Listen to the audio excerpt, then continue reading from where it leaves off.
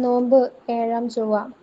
വിശുദ്ധ യോഹന്നാന്റെ സുവിശേഷം 12-ാം അധ്യായം 20 മുതൽ 26 വരെ തിരുവചനങ്ങളുടെ വിശദീകരണം. മഹത്വീകരണത്തിന്റെ സമയം.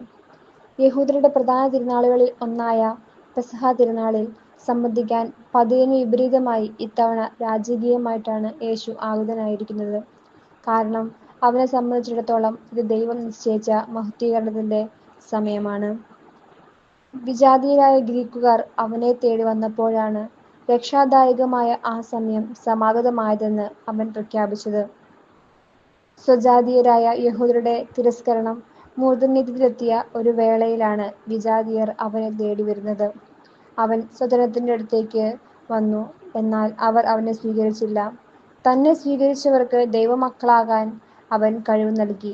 യോഹന്നാൻ 1:11-12 വരെ.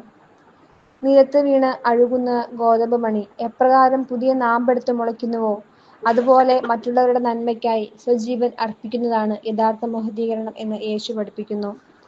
സ്വന്തം മഹിമയും നേട്ടവുമെല്ലാം മറ്റുള്ളവരുടെ വളർച്ചയ്ക്കായി വിനിയോഗിക്കുന്നവർ, യേശുവിനെ അനുകരിച്ച് സ്വജീവൻ വെടിയുന്നവർ നിത്യമായ നവജീവൻ പ്രാപിക്കുമെന്നാണ് വാഗ്ദാനം. സ്വയം ശൂന്യവൽക്കരണത്തിലൂടെ മനുഷ്യകുലത്തോടുള്ള സ്നേഹത്തിന്റെ ആഴമാണ് അവിടുന്ന് നമ്മുടെ മുമ്പിൽ വരച്ചു കാട്ടുന്നത്. മനുഷ്യപുത്രൻ വന്നിരിക്കുന്നത് ശുശ്രൂഷിക്കപ്പെടാനല്ല, ശുശ്രൂഷിക്കാനും സ്വന്തം ജീവൻ അനേകർക്ക് മോചനദ്രവ്യമായി നൽകാനുമത്രേ. ഇത് അവന്റെ ഓരോ ശിഷ്യനും ജീവിതത്തിൽ പ്രാവർത്തികമാക്കി കാണിക്കുന്നതിനാലാണ് അവൻ നമുക്ക് മാതൃക കാട്ടിത്തന്നിരിക്കുന്നത്. തന്റെ ജീവനെ സ്നേഹിക്കുന്നവൻ അത് നഷ്ടപ്പെടുത്തുന്നു, എന്നാൽ ഈ ലോകത്തിൽ തന്റെ ജീവനെ ദ്വേഷിക്കുന്നവൻ അത് നിത്യജീവനിലേക്ക് കാത്തു സൂക്ഷിക്കുന്നു.